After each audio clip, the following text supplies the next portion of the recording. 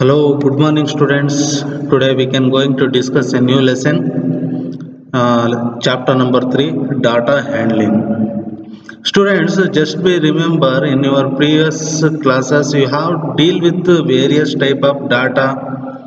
You have learned to collect data, tabulate and put in form of the bar graphs.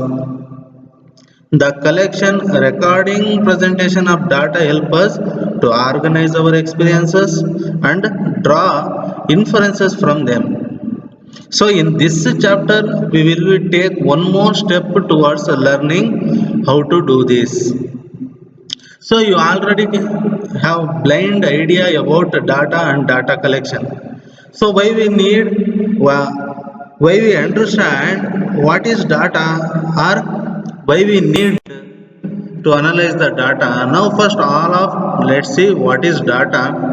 Data is nothing but collection of facts or statics. Now in the three examples data will be, now these facts or these statics could be anything. It could be the scores of students in the class, it could be also be the number of students present in a class, it could be the amount of money in rupees earned by a shopkeeper during year.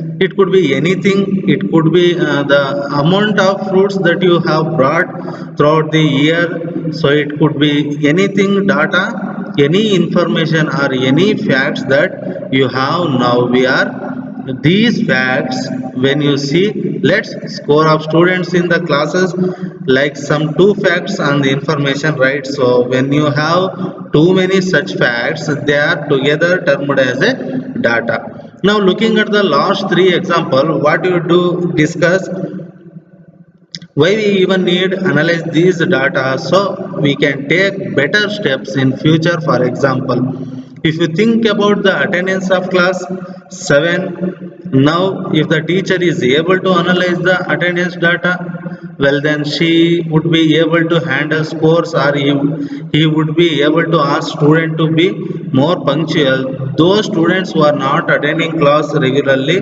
right? Similarly, if your proper analysis of score different players in a cricket match is done, then the captain now make better decision to teamwork, can we work better in future. Similarly, the shopkeeper analyzing the data can maximize his inventory better in the next purchases. This the analyzing data help us.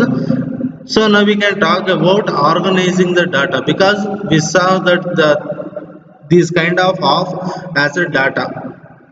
So now we can actually enable to analyze the data properly. Therefore here we will be see how there can be organized data. Now let's say the data is given to you in the score of students in particular class. So here we can see 570, 71, 82, and these are marks obtained by various students in a class. Now let's say that the teacher has been asked to organize the data in better way, so that he can give answer to such questions like who scored maximum, who scored minimum, and what was like the overall performance of class, so that he able to answer all these questions in easier way. Because now if you can given data on the screen, very difficult for teacher to handle this data. Let's look at some of the better ways to organizing the